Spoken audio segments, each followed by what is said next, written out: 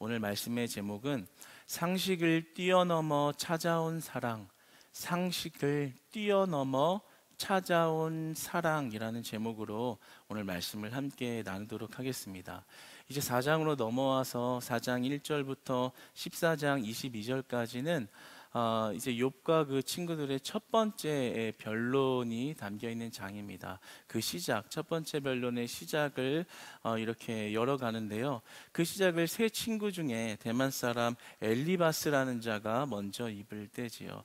그 세 친구 중에 가장 연장자이기도 하고 이제 아무래도 나이가 많다라는 것 때문에 이렇게 먼저 입을 연 것으로 보입니다. 그런데 그가 지금 고통과 환난 중에 있는 욥에게 말을 할 때 처음에는 좀 이렇게 부드러운 말로 이야기를 하는 것처럼 이렇게 이야기를 시작합니다. 그런데 그 부드러운 말 속에 굉장히 날카로운 가시가 돋은 이런 말이 섞여 있다는 것을 알게 됩니다. 2절의 말씀을 쉽게 번역하면 이런 말이에요. 누가 너에게 자네에게 말을 걸면 자네는 귀찮게 여기고 실증 내겠지만 그렇다고 해도 내가 내 입을 다물 수는 없는 일일세. 이렇게 이야기하는 겁니다. 내가 너한테 쓴소리를 하면 네가 정말 듣기 싫겠지. 그렇지만 내가 말을 해야겠다. 이렇게 이야기하는 거예요. 그러니까 이게 욥을 굉장히 생각해 주는 것처럼 이렇게 말의 시작을 열지만 그 안에는 굉장히 가시 돋은 말로 욥을 정죄하고 비난하려는 그런 의도가 있는 것입니다. 그렇게 시작하면서 처음에는 욥의 과거의 신앙의 모습을 이렇게 치켜 세워주는 듯한 말을 합니다. 처음에 너는 사람들에게 훈계하는 자였다라고 이렇게 말을 하거든요. 이 훈계하다라는 말은 히브리어 원어로 이사르타라는 말입니다. 이 이사르타라는 말의 완료형을 사용하였는데요. 이 속뜻을 보면 누군가 잘못된 길을 가고 있을 때 이렇게 회초리 같은 것을 들어서 이제 올바른 길을 가도록 이제 훈육하는 것을 의미합니다. 그러니까 신앙의 잘못된 길을 걸어가고 있는 자들을 훈계하면서 그들을 양육하고 가르치면서 그들을 하나님 안에 올바른 길을 가도록 만들던 사람이 너 아니었느냐, 욥 아니었느냐. 그러면서 이어서 하는 말이 손이 늘어진 자를 강하게 하였고, 이 손이라는 것은 능력을 의미하는 거거든요. 그러니까 능력을 잃어버린, 그러니까 신체의 일부의 어떤 기능을 잃어버린, 다시 말하면 용기를 잃고 낙담해 있는 그런 사람들을 너는 위로하였고, 그리고 너는 그들에게 힘을 주는 그런 훌륭한 사람이었다라고 이야기하는 것입니다. 그러면서 너는 넘어지는 자도 일으키는 자였다. 넘어지는 자라는 그 원어의 속뜻은 어떤 발부리에 뭔가 걸려서 이렇게 비틀비틀 거리는 아주 위태위태한 모습을 가진 자를 뜻하고 있습니다. 그러니까 삶에서 이제 망해가고 있는 자, 파멸을 향하여 가고 있는 자들을 의미합니다.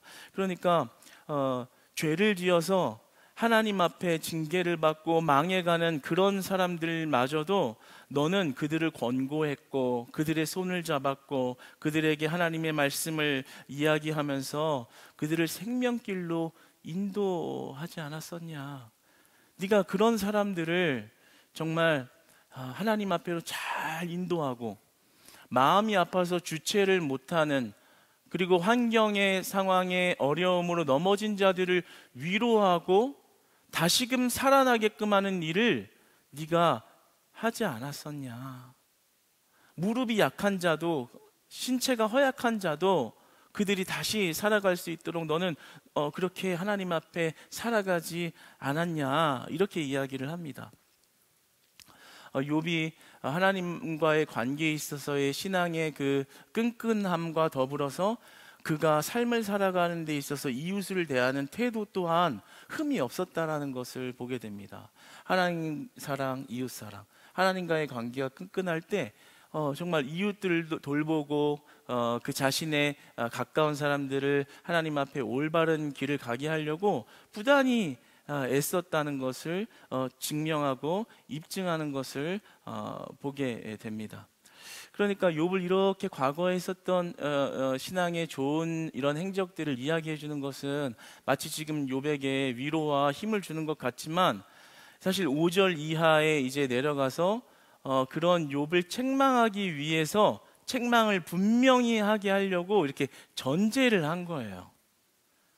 그러니까 부드러운 말로 배려심 있게 보이지만 이제 나중에 가서는 그런 네가 왜 지금 하나님 앞에 한탄을 하고 있니? 우리가 3장에서 쭉 보면 이제 하나님 앞에 인생을 한탄하고 생일을 저주하고 이런 모습을 보게 됐잖아요. 그랬던 네가 지금 왜 그러고 있어?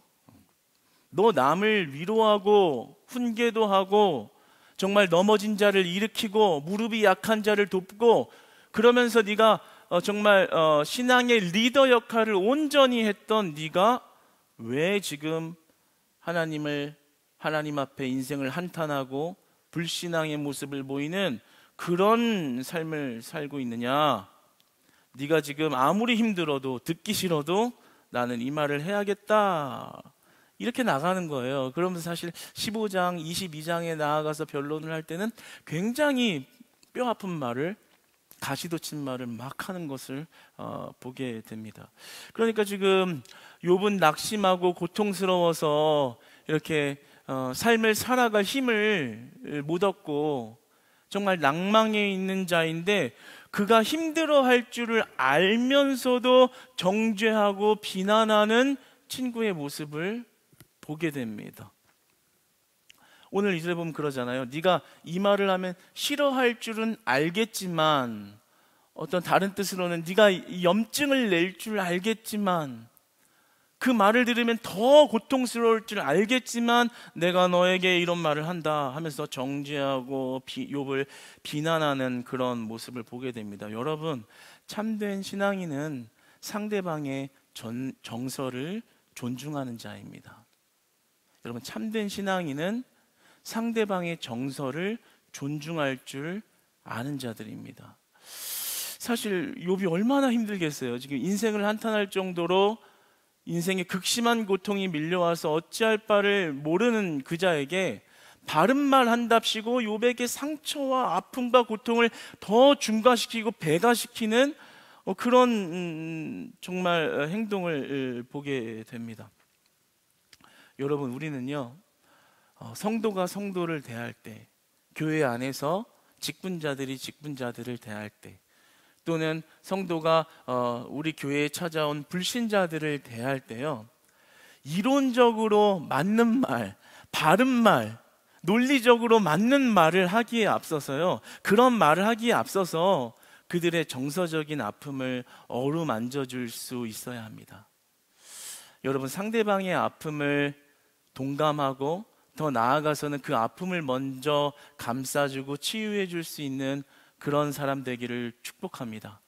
그런 성도 되기를 소망하고 부탁을 드립니다. 얼마나 욥의 마음이 괴로웠을까요? 그렇죠? 친구라고, 그나마 아주 제일 가까운 관계의 친구라고 온 그 친구가 자신의 아픔을 헤아리기보다는 뼈 아픈 말로 자신을 더 고통스럽게 하는 모습. 여러분, 우리는요, 절대로 성도님들이나 옆에 분들을 대할 때 맞는 말이 중요한 게 아니라요, 그 사람의 마음을 더 많이 볼 수 있는 그런 눈을 가져야 합니다. 제가 이러한 이유로 이렇게 말씀을 시작을 여러 가지만, 이것이 단순히 인본적인 차원에서 그냥 아픈 사람의 마음을 위로해 주는 것이 어떤 좋은 일입니다, 도덕적인 것입니다 라는 교훈으로 시작하는 것이 아니에요. 이것이 왜 성경적이고 그리스도의 사랑 안에 있는가를 오늘 말씀으로 풀어가려고 합니다. 오늘 6절 말씀을 한번 같이 읽어볼까요? 한번 읽어보겠습니다. 시작. 내 경외함이 내 자랑이 아니냐, 내 소망이 내 온전한 길이 아니냐. 이제 욥의 과거를 이렇게 좀 지켜 세워주다가 본격적으로 이제 욥을 비난하는 거예요. 네 경외함이 네 자랑이 아니냐, 네가 과거에는 하나님을 경외하는 자 아니었냐. 그런데 지금은 하나님을 경외하지 않는 것 같다, 이런 뉘앙스를 풍기는 거예요. 6절에서 지금 네가 지난날에는 하나님 경외하는 자로서는 정말 손색이 없었는데 지금 고통받고 지금 네가 하나님을 대하는 모습을 보면 너는 하나님 경외하는 자가 아닌 것 같다라는 식으로 말을 하면서 네가 그래서 문제다, 네 지금 그 모습이 문제다, 네가 하나님을 떠나서 이런 결과가 빚어진 거 아니냐, 이런 식으로 친구한테 말을 하는 거예요. 그러면서 7절에서는 더 직접적으로 이야기를 합니다. 한번 7절을 한번 이어 읽어볼까요? 시작.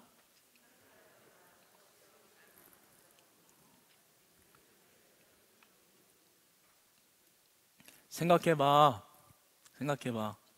죄 없이 망한 자가 누가 있겠니? 지금 힘들어하는 욥 앞에 지금 하는 말이요, 네가 지금 이렇게 벌 받은 거 있잖아, 네가 죄 져서 그런 거야, 이렇게 얘기하는 거예요. 그 죄의 죄목을 상세하게 이야기하는 것도 아니에요. 자기도 몰라, 무슨 죄를 져서 이런지도 모르는데 네가 진 죄 때문에 너는 지금 이런 고통을 당한 거다, 네가 진 죄 때문에 네 자식이 죽은 거고, 네가 지은 죄 때문에 네 재산이 다 날아간 거고, 네가 지은 죄 때문에 아내가 네 곁을 떠나간 거다, 이렇게 엄청난 상처 주는 말을 하고 있는 겁니다. 그러면서 더 이어서 이제 본격적으로 말을 하죠. 9절에서는 뭐라고 해요? 네가 회개하지 않으면 그 입기운이, 이 원문의 의미는 돌풍이라는 의미를 가지고 있거든요. 그러니까 이 하나님이 주신 돌풍, 굉장한 그 진노에 찬 돌풍, 콧김, 이러한 것이 하나님의 진노를 표현하는 것인데, 네가 죄 때문에 이러한 결과를 얻었으니까, 죄 때문에 벌 받았으니까 회개 안 하면 너는 하나님의 진노를 더 받을 거야, 이렇게 얘기하는 거예요. 하나님의 돌풍이 들어닥칠 거야, 하나님의 콧김이, 그 진노가 너를 향할 거야. 그러면서 10절에서 11절로 이어서 말하는 것은 이제 사자에 관한 이야기를 하면서 결국에는 모든 악인은 멸망한다, 이렇게 얘기하는 거예요. 그래서 욥한테 하는 말을 그냥 우리 말로 쉽게 해석해서 말하면 이거예요. 너는 네가 지금 고통받는 것, 네가 진 죄 때문에 고통받는 거고, 네가 그 죄를 회개를 안 하면 네가 받은 지금 그 고통으로 끝나는 게 아니라 더 큰 진노가 너한테 임할 거고, 결국에 모든 악인은 이 세상에서 다 망했다, 너도 회개 안 하면 망할 거다, 더 망할 거다, 이렇게 지금 이야기를 하고 있는 것입니다. 그러니까 엘리바스는 모든 악인은 누구도 심판을 받는다 라는 말을 하고 있는 것이죠. 그러니까 이 엘리바스가 말하고 있는 이 신앙의 원리와 논리는 인과응보를 이야기하고 있는 겁니다.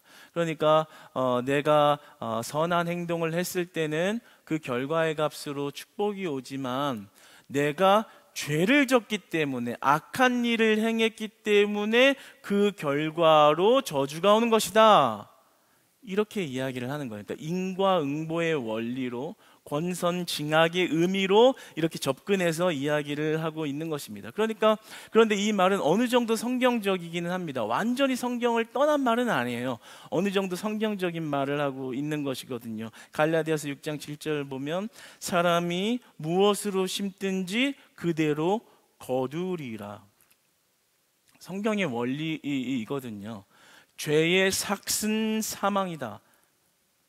그러니까 그 뿌린 대로 거두게 된다라는 것이 성경의 원리에 포함되어져 있기 때문에 틀린 말을 하는 것은 아니거든요. 어느 정도 맞는 말을 지금 하고 있는 거예요. 그러니까 완전 자기 생각으로만 의해서 지금 말을 하는 게 아니라, 하나님이 성경을 통해서 보여주고 있는, 우리와 관계 맺고 있는 그 원리를 어느 정도 맞는 말을 하고 있는 거라는 겁니다.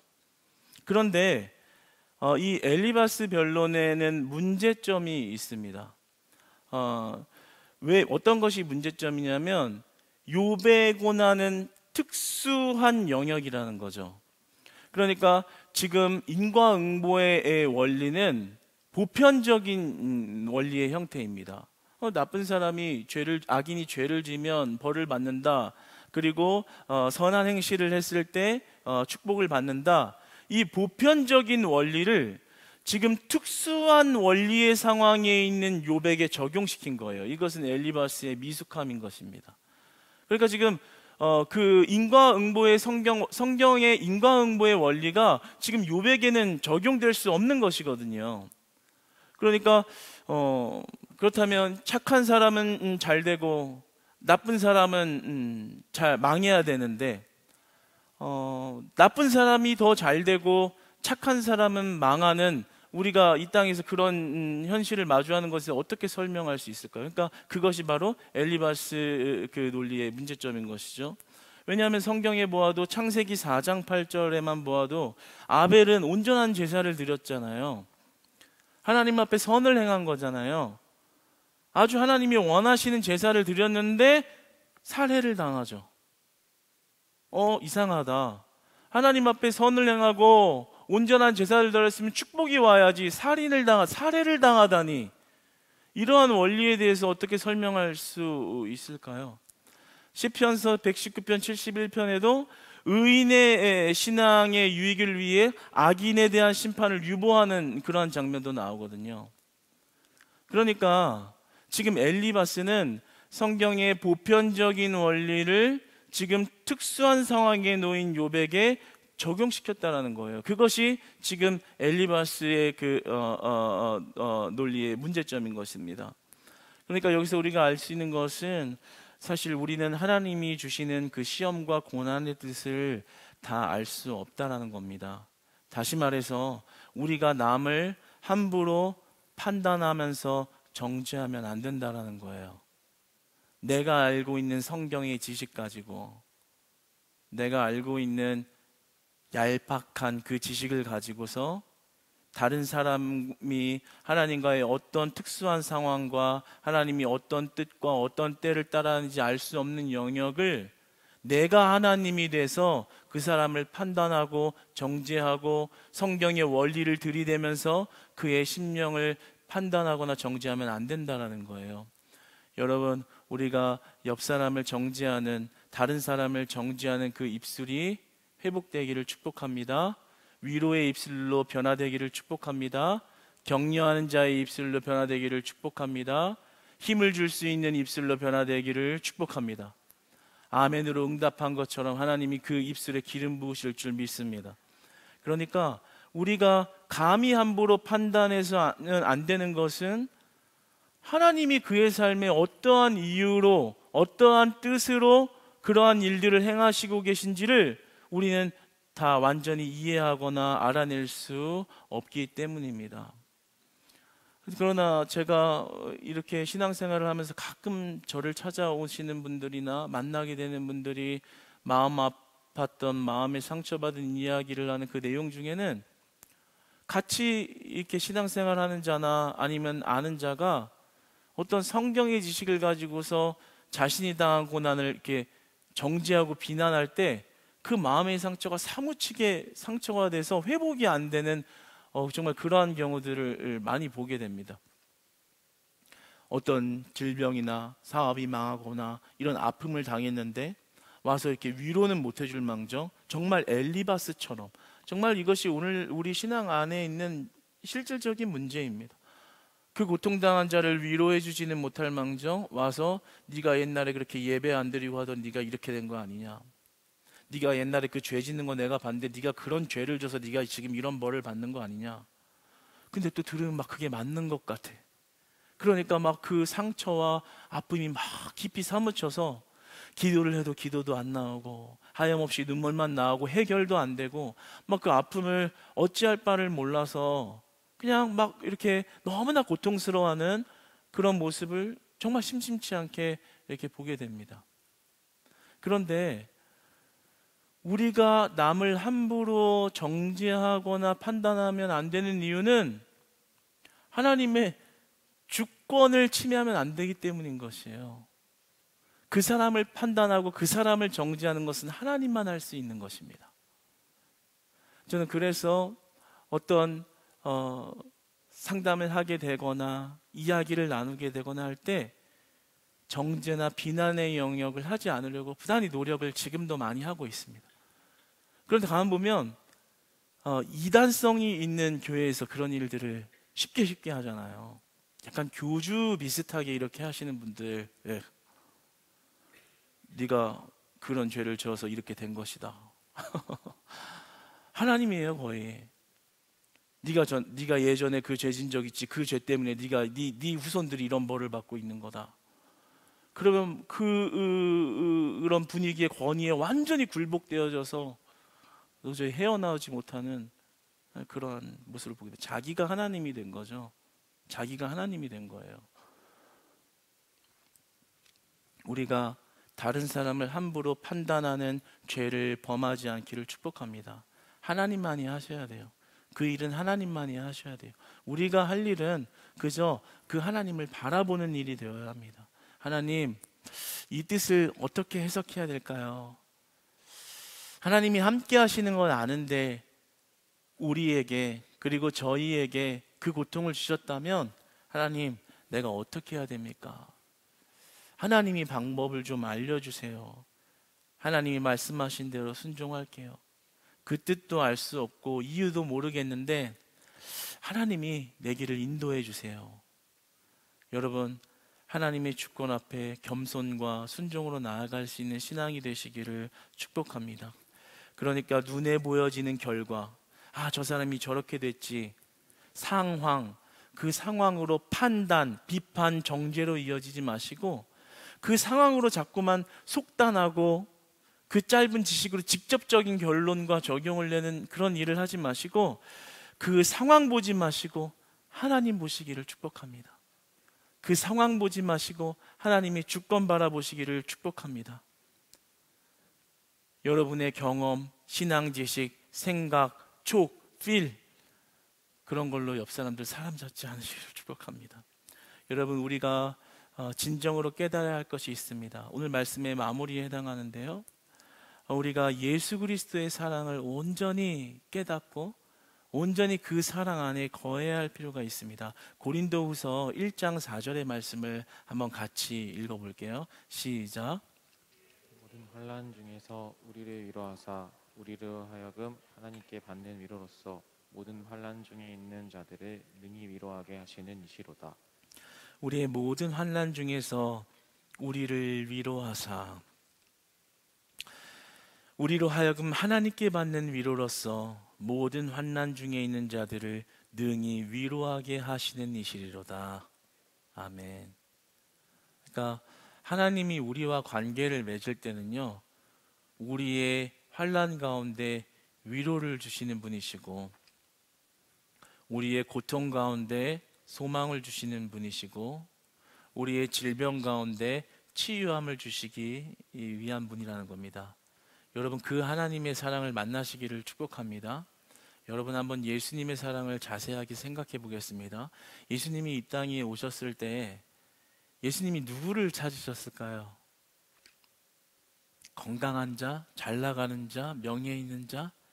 우리가 잘 알듯이 아니잖아요. 예수님은 반대로 세상 사람들의 상식과 보편적인 기준과 반대되는 자들을 찾으셨어요. 세리를 찾으셨고, 그 다음에 창녀를 찾으셨고, 가늠하다 잡힌 여인과 함께 하셨습니다. 이게 무엇을 말하냐면, 죄 짓는 자들, 죄가 많다라고 세상 사람들이 손가락질하고 그 죄를 보면 돌로 쳐 죽여야 된다라고 말하는 자들과 함께 하셨어요. 그들을 위로하셨어요. 그들을 품으셨습니다. 그들을 사랑하셨습니다. 그러니까 예수님이 그들에게 찾아가서 네가 왜 그런 죄를 졌니? 네가 이런 죄를 졌으니까 넌 죽어 마땅하다. 너는 벌 받을 거야.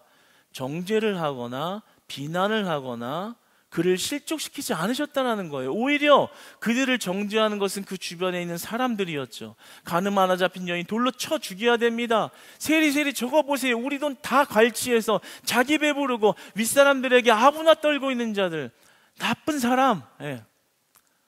창녀를 보세요. 사람 취급도 안 하고 아예 동물과 같은 취급을 하던 사람들. 정죄와 비난, 죄 가운데 있는 자를 혐오하고 비난하는 자들은 그 옆에 있는 우리들이었죠. 그러나 예수님은 그들에게 가서 그들의 죄를 가지고 정죄하는 것이 아니라 그 죄를 용서해 주신다라고 말씀하셨죠. 그 죄를 이제 제거할 테니까 네가 죄 때문에 눌려있던 그 삶에서 이제는 자유하여라. 이제는 그 주님을 바라보아라. 이제는 그 사랑을 깨달아. 세상 사람들에게는 상처만 받고 질타만 받고 정죄함만 받아 네 마음 안에 있는 상처가 가득할지 모르지만 내가 그 상처를 치유하고 내가 그 죄를 제거하고 네가 새로운 삶을 깨끗하고 거룩하게 살아갈 수 있도록 내가 너를 축복하노라. 내가 너를 만나주노라. 내가 너와 함께하리라. 두려워 말라 라고 예수님은 그들의 손을 잡아주셨다라는 거예요. 상식을 뛰어넘은 거죠. 우리의 상식을 보면 그들은 정죄받아야 하고 죄 지었으니까 마땅히 벌 받아야 하는 사람들인데 그들에게 단 한마디의 정죄를 하지 않고 그들을 품으시는 예수 그리스도의 사랑을 보았습니다. 그리고 그 사랑을 우리가 받은 것입니다. 우리는 겉으로 깨끗해 보이지만 도덕적으로 죄를 안 짓고 있는 것처럼 보일지 모르겠지만 하나님이 보실 때는 한없이 더러운 죄인들입니다. 그런데 만약 예수님이 우리에게 찾아오셔서 우리 안에 묵은 쾌쾌 묵은 더러움과 죄악과 추악함과 그 욕심의 본능적인 것들을 다 들춰내서 그것을 예수님이 하나하나 조목조목 논리적으로 따져 물으시면서 우리를 정죄하고 비난한다면 살아남을 자가 누가 있을까요? 누가 그 뼈아픈 엘리바스의 마처럼 공격해오는 말에 당해낼 자가 누가 있겠습니까? 아마 한 사람도 없을 것입니다. 그러나 예수님께서는 그 우리의 죄를 보고 정죄하러 오신 것이 아니라 그 죄를 용서하러 오셨고 그 죄를 용서하심으로 우리에게 찾아오셨고 그 죄를 용서하심으로 우리를 자유하게 하셨습니다. 여러분, 그 하나님의 사랑을 깨달으시기를 축복합니다. 그 예수 그리스도의 사랑을 온전히 만나야 하는 거예요. 왜냐하면요, 사랑만이 변화를 만들기 때문입니다. 만약에 예수님이 우리에게 율법적이고 교훈적이고 책망의 말로 잘 똑바로 살으라고 이야기한다면 당해낼 자 아무도 없습니다. 예수님이 이미 그것을 잘 알고 계십니다. 그러나 예수님이 우리에게 보여주신 것은 율법이 아니라 율법의 완성을 보여주신 것입니다. 모든 것을 용납하는 그리스도의 사랑을 보여주신 것입니다. 품어주신 거예요. 제가 교회에서 교회 학교 아이들 볼 때요, 참 짓궂은 아이들이 가끔 한 명씩 나옵니다. 유독 짓궂은 아이들이. 그 아이들 있잖아요, 혼내키잖아요.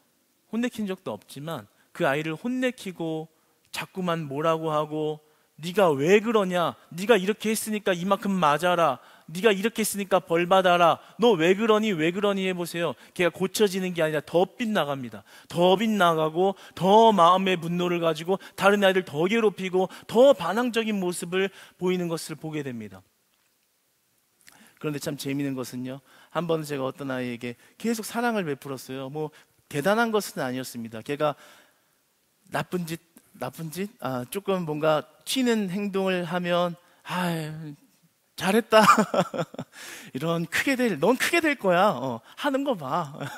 막 그러면서 몇 개월 동안 만날 때마다 그냥 만나면 인사처럼 그렇게 칭찬을 한 거예요. 나중에 그 영향 때문인지까지는 모르겠지만 나중에는 그 아이가 유순하게 변해서 다른 애들한테 막 친절을 베풀고 걔가 아이가 변화된 것을 보게 됩니다. 그러니까 우리에게 어떤 논리적인 말이나 신학의 어떤 원리가 우리를 변화시키는 것이 아니라 예수 그리스도의 사랑만이 우리를 변화시킨다라는 거죠. 근데 우리가 받은 사랑이 뭐예요? 정죄와 비난이 아니라 정죄와 비난받기에 마땅한 우리를 용서하시고 품어주시고 이해하신 그 사랑인 것입니다.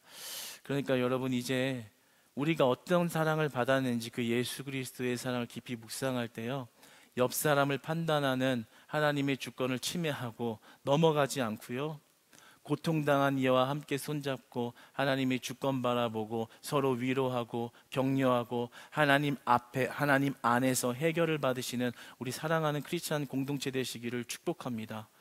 여러분 항상 기억하십시오. 예수 그리스도가 나의 죄를 물은 것이 아니라 그 죄를 용서하셨다라는 사실, 그 사랑이 우리를 변화시킨다라는 것입니다. 여러분, 오늘 한 주간 동안에도 예수 그리스도의 사랑을 묵상할 때마다 우리의 깊은 죄를 제거하시고 우리의 상처받은 마음을 다시 치유하시고 세상 사람의 비난과 정죄가 몰려올지라도 다시 소망 가운데 나아가게 하시는, 세임 주시는 그리스도의 사랑 안에 거하시는 우리 크리스찬 교회 성도님들 다 되시기를 주님 안에서 축복합니다.